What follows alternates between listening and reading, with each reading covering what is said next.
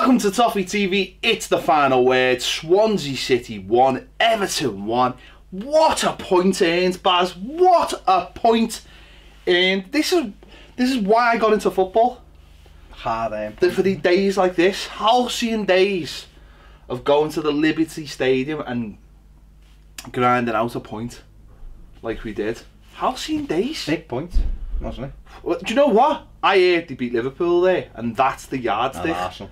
And Arsenal. In a week. Did we take the game plan from what Arsenal did? We took it and went there and tried to become the one of the other team. Tell you what, these are the days. This is what football's invented This for. is like poetry. These are what I show me little fella when I'm saying this is why you should support Everton. These are the games I show him.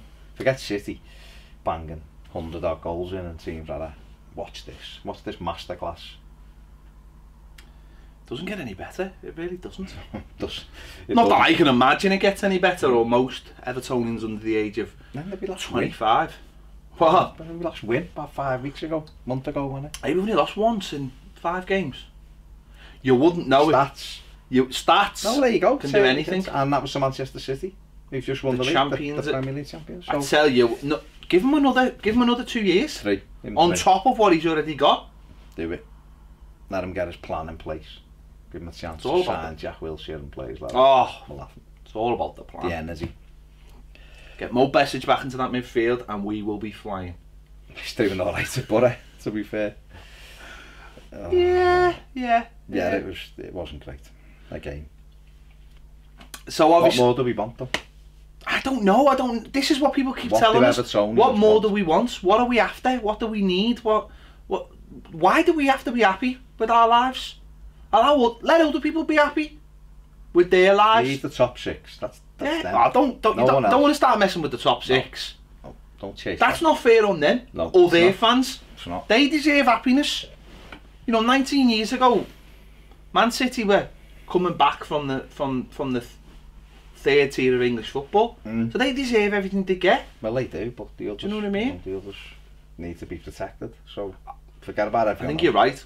Like white rhinos, That's it. effectively. That's it. Arsenal will be the next white rhino. Arsenal, the only team in the 4 divisions to not take a single point away from home in 2018. Well, I tell you what, we've got that. That's another. And we scored our 8th goal away from home under Sam Allardyce at the weekend. I tell you what, Only been here since the November. positives just keep rolling on. Only been here since November, and we've got already scored 8 times away from home. I tell you what. So this people don't see this. No one are moaning and calling them bisto tits and all of that These stuff. are the things. These are the stats that make, you know, if people actually stop for a minute and have a look at that 8 goals away from home since he took over, you know, that in itself is worthy of another season. They're the kind of stats that really annoy me, that he didn't get the chance to take England to a World Cup. He could have been going there this summer. Because if you think about it, 8 away goals, if you're playing a World Cup, you're playing it away, aren't you? You're away from home. And 8 games is effectively what you need to win it. Yeah, if you score in every game, you could win one. We could be exactly, world champions. You could be. They're world champion stats, effectively. Fucked up. There's no way to disprove it. The FA.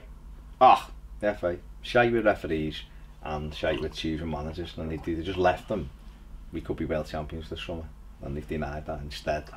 They give it to Southgate. I feel sorry for everyone who lives in Solihull and Darlington and Exeter and Exeter's in England fans hotbed. And Chester and you know, all these places that rely on it. You know, will have their blue passports ready to go, because they've already pre-ordered them. Or Got at them on least what Amazon. they'll have is they'll have their passports and they'll have one of those covers on that make them blue, that probably says, you know, England born, or I don't know, something with Bulldog on it or something. England. Yeah, something. And it's them, I feel. Forget about us. Yeah. We're not important. It doesn't matter about us. We're used to it. There you go. It's other people. See, so just when you know, before you have a Stop rant being about selfish. Them, just have not even that, just before you have a rant about them, examine these stats. Yeah. 8 away goals. Just examine that stat. What was it? 1 defeat and 5. More away points than Arsenal in 2018. On current form, we'd be 8th. Examine all of that. Examine it Before you make educated analysis of this situation, and that's everything's pointing to a 7-year deal. Oh, at least put him in. Liverpool give Klopp 6 years the other week or the other year, whenever it was, and people raised an eyebrow and look at them about to win the World Cup. Yeah. So there you go. Yeah. Back to the game anyway. Well, I mean, yeah, I suppose. This is more interesting than the game. Well, yeah, condescending tones are always more interesting than I mean, the team brought Garner back, which was understandable. He left Delasian, which was questionable. Which was less understandable.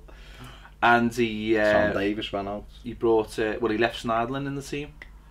Or Rooney, whichever way you look at it. Yeah, I mean... so, yeah, once again, we go away from home against a team struggling. I mean, I know Swansea have had good form recently, but... The informed team. Informed. They're in the informed team, can't against that. Was it 4 wins on the run? No, they drew last. No, at the Liberty. Oh, yeah. I think they'd won the last 4, taking the FA Cup defeat by Spurs. I don't think the last 4 Premier League games they'd won. So the manager, the boss said. Man in charge. So there you go. So we had to pick a team that was capable of coping with such a renowned attack. Well, the firepower they've got. Of the Ayew brothers. Oh, the Ayew brothers. To be fair, we can't have a pop at Swansea. They were the only team trying to win the thing. No. Well, listen, again, I don't know how many times, this has to be, but Rooney's coming for a bit of a shoe in this week from different quarters, most notably our own fans, and but one thing you can say about Rooney is you just can't play him with Sneijderlin. And the same with Sneijderlin, I think. I just don't think you can play Sneijderlin with Rooney. You've got to pick one or the other if you're going to play them in that role. There needs to be energy. There needs to be legs. There needs to be people who can get round to help. And when you've got 2 slow players in there, it's not going to work. You're just not going to move the ball fast enough. And Swansea, they would have been thinking, win this game and we're out of it. Let's go for it. And although they lacked a lot of quality, as you just said, they had a lot of chances and really, should have took the lead in the first half. They broke, and look, we were very fortunate with Leighton Baines' deflection. Cenk Tosun's cleared one off the line in the first half, and we never got going again. And again, it's you sit there and you just watch them, and you can't paint a picture of what we. And I know we say this all the time, but those lads train not all week. Probably have more days off now than school teachers in the summer, but they train all week. And you'd think it's not about fitness, it's about just patterns of play, and then you go and watch them, and you just look at the game and just go, what have you been practicing? There's no evidence of any kind of trained or coached approach to the game. There's no patterns of play, there's no third man running, there's not that much overlapping from the full-backs. It's just get it to Balassi or get it to Walcott or Rooney, have a look up to see where Cenk Tosun is, and it's just, it's bad, isn't it? It's bad. I just think the players look disinterested. They just look bored with what they're doing, and that's grim, really. You watch it, and like you say, there's no way you're playing if if we were long ball, you'd go, well, that's what we are, so we bang it and we get after it. But we don't do that. We're not a short passing team, because we'll do a little bit of it, but it's generally the back ends up back at our centre half. So we don't try and move forward. I don't know what we are. Make-up of the teams, all wrong. I watched a couple of MLS games back to back last night just to take my mind off other stuff, and honest to God, mate, both teams, while they didn't have the quality of Everton, the 4 teams I watched, Seattle and Sporting, every ball was on the floor virtually and pacey, the whole team moving. And then I watched Atlanta and New York, which was a very good game. Both games finished 2-2. Loads of attack and play, loads of movements, nice passing, and I'm watching it going, my dad was watching it with me and I was like, Everton don't play like this. These are, you know, these are players that you wouldn't necessarily have in an Everton side, and yet their coaches have got them. You know, Vieira at New York City, they pass it out and they move, they get people around the pitch, and you're like, where's our Everton? What are we doing at Finch Farm? Sorry, USM Finch Farm is what you'd have to say every side if you can mention it. You know, well, if we're banging it long, sound, then bang it long and get people to support, or if we're passing it from the back and going, do that. But there's nothing, and it's not even like, it's not even a hybrid of the two. No. It's just a absolute nothingness. It's weird. It's so weird. It's utter shit is what it is, isn't it? Let's get it right. Let's get it right. There's loads of criticism of Sam Allardyce at the moment, because you watch the game and you just think to yourself, you watch it and you just think, what have you done? Like, what have you... Listen, the job was, I'd imagine, was just get us safe, right? Fair enough. Well, he said that, hasn't he? But early on in the year, he wasn't saying that. No. Early on, when the results were going well, he was like, right, we've done the hard bit now. Now it's like, now it's up to me to prove that I'm a good manager and you know, aim for the top sort of thing. I'm afraid you haven't done that. I'm afraid you've proved, you know, what people thought. You know, we sat here ourselves and we given them every chance, and we were like, well, you know what, you know, we see more light at the back and we kick on now, and we never have. And you know, we've sporadically got a win here and there. I think it's still like 1 win every 3 games basically. If it beat Newcastle, I think it'd be like 1 game every 3. So he's done that. You know, but when you look at the talent that's on the pitch and what's being spent, you'd expect that anyway. It's just like, I don't know. It's you want to use the word negative, but it's not even that, is it? It's not even that it's negative play. It's not that it's, because negative play would then tally up with some kind of plan. Like, you can be negative and it can get you wins, or it can get you what you want. It's not even negative play, because that would, as I say, that would point to some kind of direction of play, but there isn't. It's just not. There's nothing, and I think that's the biggest problem. You just said they've played up board. You know, Kale was on yesterday. He was on the Goals on Sunday, and he was talking about it, and he was like, Everton just don't have an identity. They just don't have a. The players don't look like. It looks like, he was spot on. And it's the first time I've heard anyone sort of around the club sort of just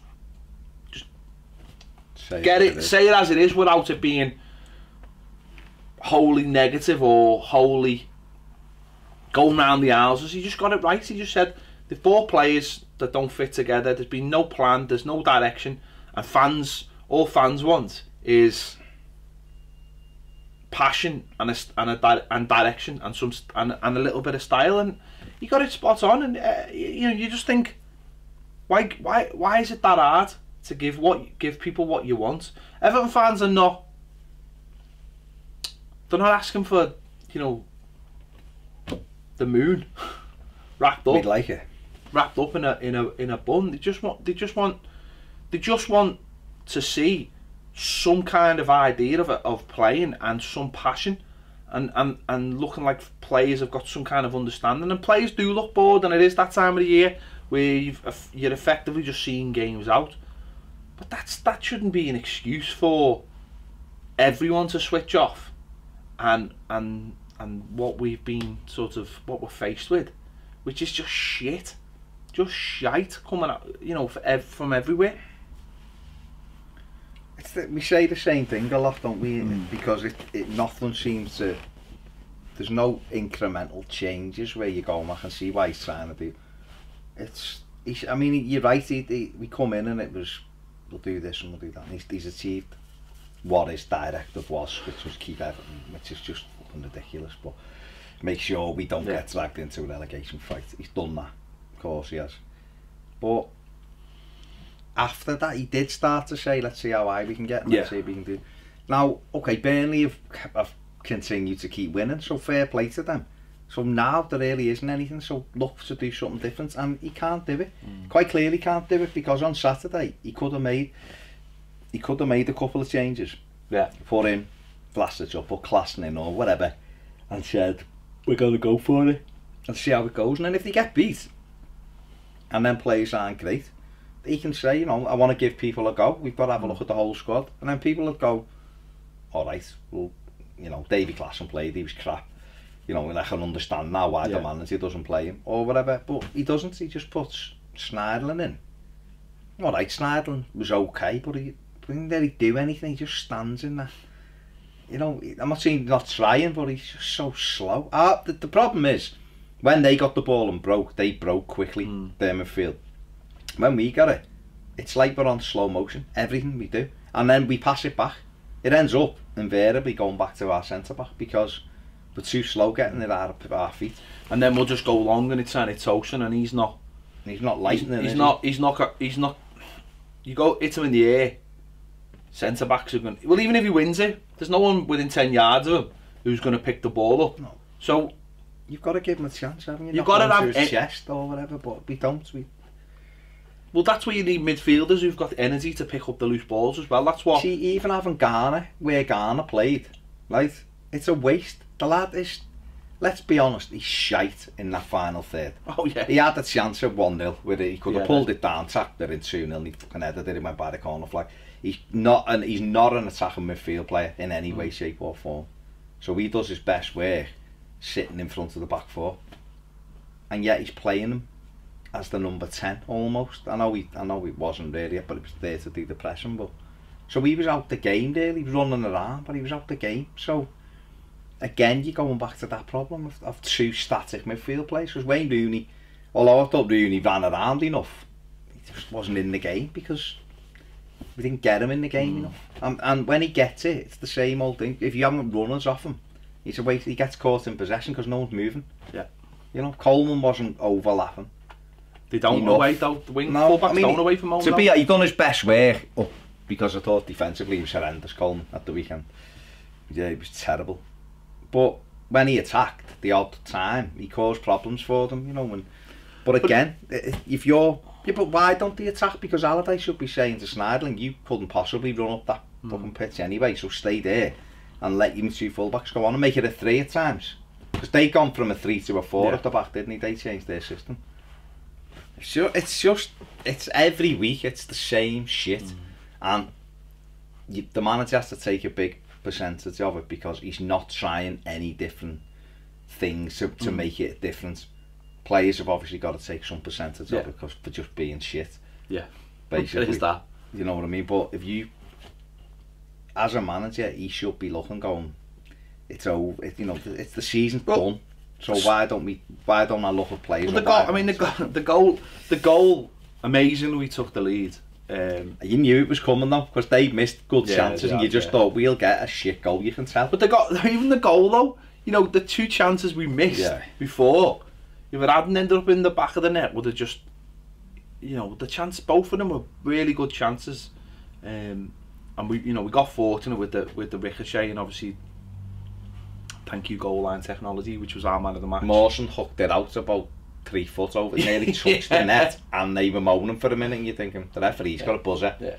Shake your energy. Yeah. You know?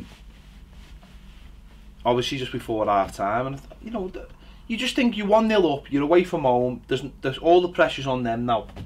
Go out and have a go second half, and we didn't, and we just sat back. That was they were our last chances on target.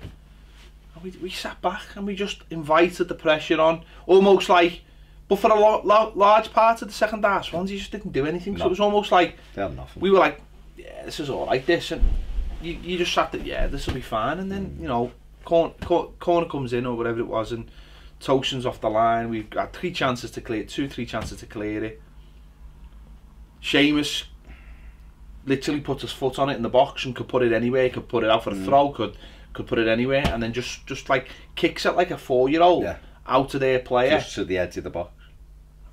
And then because he's there, there's no one on the right for the, you know, and it's just horrendous.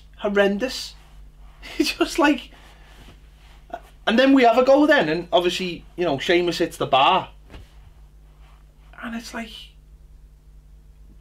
second half you're 1-0 up. Why didn't we just go for it? Why didn't we just go, let's finish this, let's kill this game.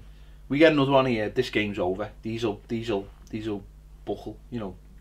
We had the Garner chance with the header. Seamus is at the bar, and then Tosin's, I don't know whether someone took it off his head or he just closed his eyes because he thought the defender was getting it. And we'd done nothing, and yet we still could have scored 4 goals in that second half, or 3 goals in the second half. And you're right, it was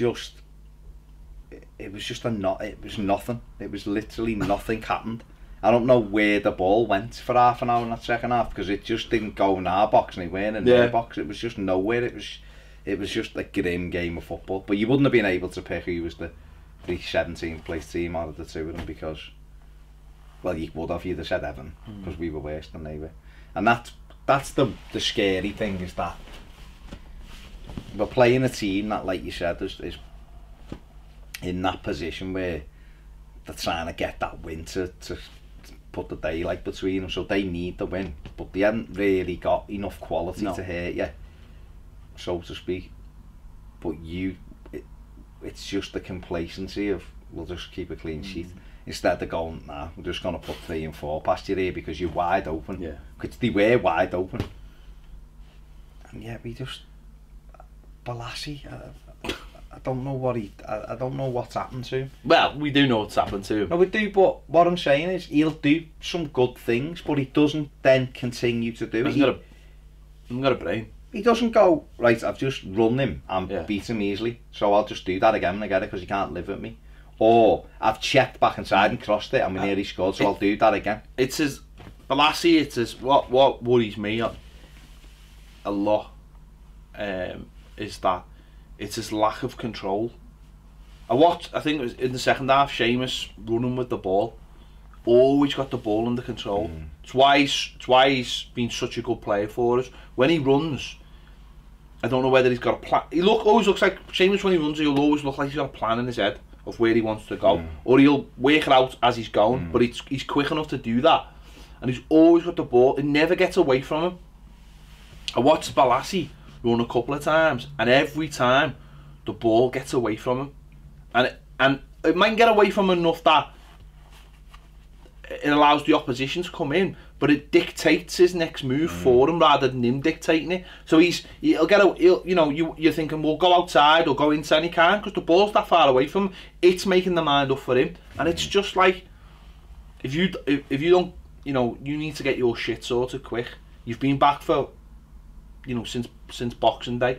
You need to start putting this together now, because I know he's had his moments, he's off, but like you just said there, just get the basics sorted, get back to doing the basics, and against poor players that should be enough. Okay, better players it won't be, but against poor players it should be enough. He should have just been getting wide and crossing. That's all he had to do. Put it in, ask questions at them, say to Tosin, get on the end of a few of these, just throw it in. It's Norwich. He knocks it, then he comes short and stops the ball, and just like throws his arse into the player, and then that's what he does though. And then it's like, you're not actually going anywhere with the ball though. You just, you're not knocking it and running after it. You're not. The trick's just a superficial. They're not to get away from anyone, because it's generally when he's on the run. Whereas last year when he come in and he was doing that one, you said it's gonna bug you. But he was doing it, rolling it and doing it. It was working because he was running with the ball, so he was using it. He did do it for a lot of nonsense time. Because it kept coming off. But now he's like getting the full FIFA Street friggin' catalogue out before he does anything, and it's like, Why are you doing that, mate? Just get it wide, cross it, get it wide, cross it. And if you do that, we'll score, and people will go, boss. Well, what it will do, at least, it'll give Toshin an idea that when the ball's coming or where it's going. You know, if he puts it in enough times, then Toshin, other people will start gambling, won't they? But if you never know when it's going into the box, no one's ever... Where was Walcott? I don't know.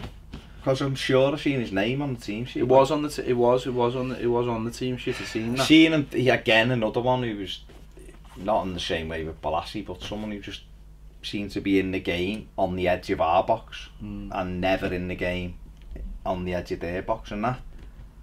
He's up against Martin Olsen, who, you know, we should be destroying, you know, with all due respect to him. But he's a bang average fullback. The only thing I'd say about, I think where Walcott suffers from is just, there's no one in midfield near him, sort of that links up the play with him, and I think he suffers with that. He suffers with away games because I don't think Coleman's allowed to get up the pitch as much, and we don't dictate the game enough, do we? So it's all very shit, isn't it? But I mean, the subs were, you know, a big talking point. Obviously he brought Beningame on. The commentator thought he brought Owen Kenobi on him. He didn't have a clue how to say his name. He was calling him like Boomer or something for a bit. I don't know what the fuck he was going on about, the commentator. But middle name or something. He brought him on, but he brought him on instead of Tom Davies, which I thought was a bit weird. I don't get that. I thought that was a bit weird because Tom was like been starting games the next minute. I thought that was weird, and I thought it was weird that he took Garner off. Unless he was struggling. Well, maybe he thought. Well, if he was, fair enough. No Calvert-Lewin on the bench, which is weird. I don't know. Don't know. Might have been ill, don't get told. Might have been ill, but the thing was, he put... What was mad about the Beningame sub was he put Beningame on and then put Rooney into the 10. So why didn't you just have Rooney into the 10 at the start and leave Garner alongside Sneijder? Because then at least you've got Rooney higher up the pitch where he can make something happen, and you've got Garner on the edge of our box to snuff everything out and have some legs alongside Sneijder. So then Rooney went to the 10 and done alright. He found the blue shirt, which is more than a lot of them did. But it just didn't... It's just bizarre. Then he took Balassi off. Then he takes Balassi off and brings Funes Mori on. Which, okay. Listen, there's some managers who'll do that, right? And they'll go 3 at the back, and that means that the full wing backs can push on, right? We didn't. But he never. We just went to 5 at the back. He was like, well, they stuck a forward on, so we stuck a centre back on. It's like, no, you don't need to do that. You know, your tactics don't need to be dictated by them. What you can do then is if they've got another forward on, you can go, well, you know what? It's 1-1. We're away from home. Let's have a go. Let's win the game. That was a weird one. If you're trying to give him minutes, fair enough. But like you say, make a notable change then to the formation. Go 3 at the back, say to Baines, stand there on the halfway line, get Coleman pushed up, and then 3 will sort it out. And we didn't. We just kind of went, well, we took our winger off, so we'll just play 5 at the back. And then, but he did say put Walcott up front. I mean, there was very little evidence of that. Yeah, but I've seen him, I think, up there once. It was just, listen, it was just shite, you know. And then he put Vlasic on for 5 minutes so he can say to people, see, I play youngsters. Vlasic proceeded to do some kind of done some flying, some kind of elbow into someone's back. And I don't know whether he touched the ball again or didn't.